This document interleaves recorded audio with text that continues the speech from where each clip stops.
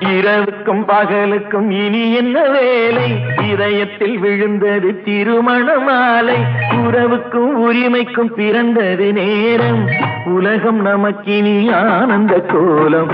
இருவர் என்பதே இல்லை, இனி நாம் ஒருவர் என்பதே உண்மை. இருவர் என்பதே இல்லை, இனி நாம் ஒருவர் என்பதே உண்மை.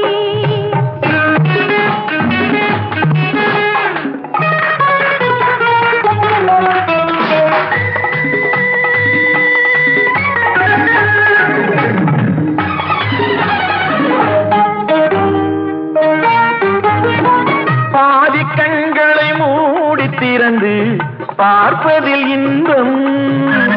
பாதி தூக்கத்தில் கூந்தலை தடவி ரசிப்பதில் இன்பம். பாதி கண்களை மூடி திறந்து